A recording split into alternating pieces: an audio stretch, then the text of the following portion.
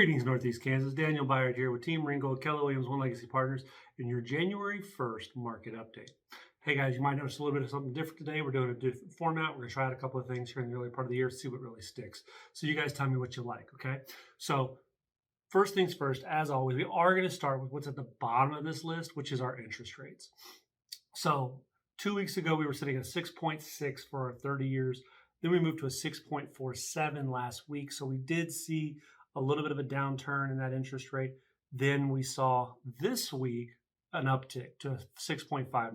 So we knew we expected to see a January uptick in the interest rates. We just didn't expect it to see how much, or we didn't really know how much to expect, given the fact that they had raised the basis points a couple of times and that they had told us that they wanted to be at a certain point by the end of the year. Now, 6.5%, I feel, is a pretty good number. Looking at national averages for most places, sitting right at about 6.5 on the last 12 years. That's a really good number, in my opinion. 7 is what I've told you guys very often is an actual good sustaining number. So being a half a point below that, we have some room to run up and still be within average this year and not freak out the market. It's not the 2.5% that we saw 2 years ago, but again, without a global recession, I don't think we'll ever see that again. Now, 15 years. 15 years, 2 weeks ago, we had a 6 even. Then we went to a 5.83. And the same one we saw an uptick in this week. It went from a 5.83 to a 5.95. So not much of an uptick. I still expect that it's got some room to run up early part of this year. Probably by summertime, we're going to see that one closer to 7 as well. But we'll see where we sit. I hope not to see anything over 8 this year. That would be, in my opinion, that would be a little bit high. But we'll see where we get. All right, so we're going to run up to the top of this list. And we're going to kind of run down in a fashion that we haven't done before. We're going to start with our actives. 2 weeks ago on actives, we had 352. We saw a downturn to 326 and another downturn this week to 289. So what we've seen is a real pullback in that part of the market where there's not as many homes listed. But then again, in the last 2 weeks, we've had Christmas and New Year's. So a lot of people have pulled back on their desire to sell their home over the holidays. I expect to see by this coming week, this coming weekend specifically, to see a lot more business in the MLS. All right, under contracts, kind of did the same thing. 223 2 weeks ago, 213 last week, 209 this week. Supports that pullback in the market, right? Hopefully, again, we're going to see coming this next weekend, that's going to come back up. All right. Solds month to date. Month to date, 2 weeks ago, we had 157. Now, this one's going to be reflective as of January 31st because nothing has closed today, January 1st, as it is a Sunday. And a lot of these numbers are going to be reflected that way. Now, this is not a year in review moment. This is more just what we have over the last couple of weeks leading up to this point. I am going to do a year in review here probably in 2 to 3 weeks when we get all the data pulled together. It's a lot more than just the numbers cumulative at the end of the year. There's a lot more that goes into that. But again, solds. So we have 157 to 207 to 249 or 243. Sorry. So our month to date for December closed out at 243. And that means that we're having a pretty good run on what that 250 market looked like. We expected about 50 homes a week to sell. And we got very close to that. 5 weeks of December, 247 homes. I told you I didn't think we'd quite get to 250, but we got very close. All right, year-to-date solds. So 2 weeks ago, we were at 3762. Last week, 3812. And this week, 3851. Didn't quite make the 4,000. But guys, for a market that averages about 2,500, wow. Almost got close to doubling our yearly average. A lot of people bought homes this year. A lot of people had some amazing interest rates, some amazing deals. People were complaining that people were paying over market rate, but still in a market where average about 2,500 people buy a house in a year, we got almost to 4,000. That's insane. Okay, moving on. We're going to move into our schools by district here. Schools by district in 501. 2 weeks ago, we had 109. Then we had 99 last week. This week, we have 98. One less home than last week. Not a lot of movement over the last week due to the holidays. But days on market went from 42 2 weeks ago to 46 last week to 51 this week. Well, we expect about a week of increase. That's pretty average. We expect that. All right, Seaman up north. 2 weeks ago, we had 26. Last week, we have 25. This week, we have 20. A couple of homes came off the market. Now, as you see, we've included both the expireds and the withdrawns this week in the bottom part of the list. We don't have a lot of the cumulative data. That's some of the stuff we're going to try to keep pulling, but this is what we have right now. I think this kind of leads into some of these numbers that we're going to see here real quickly. All right, so days on market, we started at 44 2 weeks ago, 48 last week, but then it jumped to 82 this week. And there's one home that's been on the market for over 500 days. So when we start averaging out and pulling off some of these other homes that had some shorter numbers, we see that it's capable of drastically increasing our days on market to jump from in the 40s to the 80s because of a couple home changes.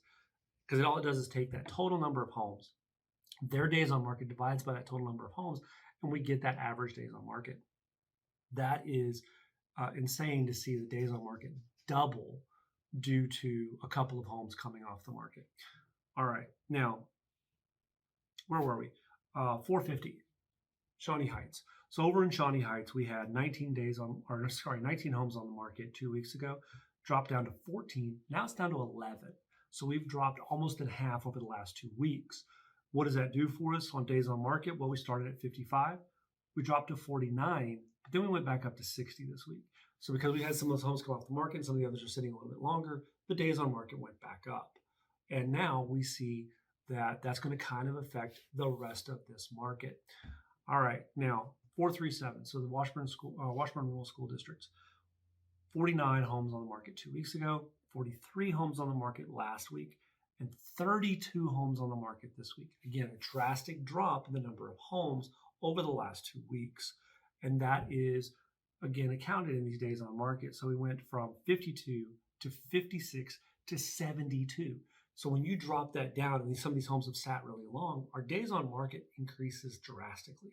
Now, what does that really mean? We talked about it a couple of times, but what that means is that these homes have to be priced correctly to be able to sell in this market. If you want to sell your home in a market like this one, or even if you want to buy a home in a market like this one, you need to be able to pay attention to how long it's been on the market and why it didn't sell when other things that were either similarly priced or similarly dressed, 3-bedroom, 2-bath homes in Washburn Rural, why they did sell versus yours. And you have to be cognizant of that, and you have to be aware of that part of the market. So when you take that into consideration, now you understand more about why one home sold and another one didn't. It wasn't because it had acute vanity. It wasn't because you had landscaping rocks. It was a collection of all of the different things from when you went on the market, what your price started at, to that vanity, to those decorative rocks, to the neighbors. I mean, it could be anything. It could be that, the neighbor is a business versus the neighbor is a private residence. Sometimes where you're at the end of a subdivision and your home actually butts up to the main entrance road can make it sell slower than a home that's in the back of the subdivision away from all the traffic. And that kind of collective knowledge will help you be better suited to get your home sold at the price you want faster. All right, now we're going to look at the things we've added. So we added the expireds. So we didn't have a good number for the expireds by month because it's something you kind of have to pull actively within that period of time. It's not something you can go back and review. But the total numbers of expireds this year was 79. So 79 homes went on the market, ran their full length of their listing contract, and then expired.